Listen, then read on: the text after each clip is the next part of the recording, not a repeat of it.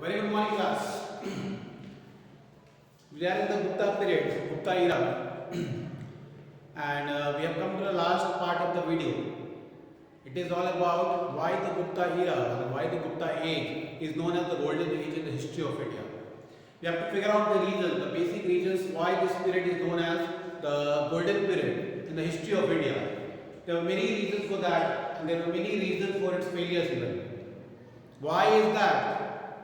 The legacy of the Guptas could not continue for a longer period of time, or could not pass on from the fourth generation to the fifth generation. Why it got submitted? It got out of the path, got ruined very soon, just when it achieved the golden fate of life. So first we'll see what are the basic reasons, what are the major reasons why this period is called as the golden period in the history of India. The first point it says that there was a political peace and stability everywhere. Political peace and stability everywhere here includes that the boundaries were protected. The boundaries which actually divided one region to the other region were actually safeguarded, were protected. There was no illegal entries, there were no immigrants who could come and enter without the permission of the king or the administration who were appointed over there. First thing, stability in the sense that there was no flip-flop in the position or in the kingships. The king remained toward the power, and there was a passage of the post from one generation to the other, which kept on moving, which kept on passing to the father, son, grandson, great-grandson. These were the process which followed on. So that is why there was a political stability and peace everywhere. The second reason is saying that there was an economic peace. Now, economic peace talks about that the economy of the country was flourishing during that time. The reasons were that the major reason was that trade was flourishing. Means everywhere the king connected the trade route so that there were more of import and export processes. The sea route was captured, and through which all the movements of the goods and services took place. So everything was under the control of the king only. He had a direct control over everything, and there was a movement of goods and services through the seaport.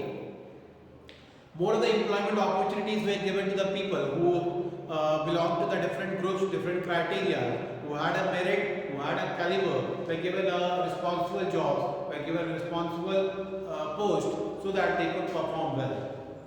The third is cultural growth. There was a cultural growth all around. Now, cultural growth here means that the literary works of the poets of during those times were highly renowned. Remember the Kalidasa's work, Ajaan Sakuntalam was one of the most famous and renowned works which the history even talks about today. Even today, such plays are regarded, are used for different purposes. So, the works or the contributions of the different poets of those times, the 9 James, those who were present in the Vikramaditya's court, were highly intellectual group who actually performed different literary works and contributed in the history of India. Now, the golden period here means that there was a holistic development all around. Means every corner of the king was in a great motion, he was in a great touch. That is why everywhere there was a development. If you see the boundary area, those were protected. If you see the literary works, those were promoted. If you see the Ayurvedic part, the astronomy part, the metallurgy part, the developments of the metallurgy, the developments of the architects, the developments of the trade practices, so all these things actually helped out the king to live up a good life and actually promoted the growth in the country. Apart from this, the religious concept, the people were more dedicated towards their religious gurus or the religious gods. Basically, Lord Shiva, Lord Hindu was praised. So Hinduism had made its mark in the Gupta period. More of the idol worship were taking place, and less of concentration or less of attention was given to the Buddhism philosophy, which talks about non-violence, it talks about ahimsa. So less of importance was given to it. People were more inclined towards the religious gurus who were actually forcing people to promote their own growth by creating a connection between a human being and a God. So the law of incarnation was practiced, or law of avatar was practiced, moreover. But this had a demerit. This had a demerit. The demerit was that too much of things were put on the individuals. Means lot of stress, lot of conflicts were there, and the interest of the people were not taken in. When we switch on from the Buddhism philosophy to the Hinduism philosophy, we find one major difference. In the Buddhism, there is no practice of idol worship, but in Hinduism, there is a rigidity to follow that. The people are very rigid to follow it. And there are a lot of tantrums, there are a lot of ifs and buts when you move to follow a Hinduism philosophy, which is not there in the Buddhism philosophy. If you see the comparison scale, people were more people had more of the liberty on the Buddhism philosophy compared to the Hinduism. So later part of the Gupta period, we see that people were not very acclaimed towards, were not very positive on a positive side with regards to Hinduism philosophy, because there was a lot of stress they started putting on the people. When you put a lot of stress on any individual, he feels like quitting or he feels like moving away from that. So a person should be given a liberty to express himself, to follow the or preach in whichever manner he wishes to. There should not be an outside stress or outside effect which could disturb your mental peace. For example, your parents keep on pushing you that you have to study, you have to study, you have to study. Without your freedom, without your own choice, you don't have the chances of developing yourself, putting a growth in your own scale. Then the end result will be that you start avoiding such subjects, you will start avoiding the studies, and you will find a better place somewhere else.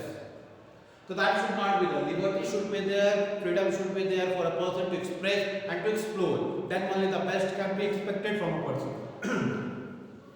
So this was another loophole which we found in the religious policy during the Gupta period, the major reason for the setback. Another major milestone reason was that the conditions of the women during the Mauryan time, the women positions were highly acknowledged. They were not forced to follow the sati practices. They were not even asked to bring the wealth during the time of marriage. But there was a completely a flip side of it when we come to the Gupta period. During the Gupta period, the conditions of the women were very pathetic. They were not given a social rights. The sati system was put on them, and they were not given a complete freedom so that they could express themselves. So these all were the major reasons which actually created a setback for the Buddhism philosophy and the Hinduism philosophy. When we find it, we see the reasons even that the first point it says that there was a political peace and stability. So political peace means that your boundaries are safeguarded. But in the last phase of the Gupta period, we see that the Huns started invading the Guptas. The Huns started entering through Central Asia and they started invading the Guptas. So that means the political stability was there, but the boundaries were not protected. If your boundaries were protected, then the people could not enter it from any side. The second reason was that the people who were actually appointed, in spite of the cash, in spite of the salary, they were made the owner of a land. Slowly and steadily, the major land part turned in their favor and they became a big landlord. That was again a setback.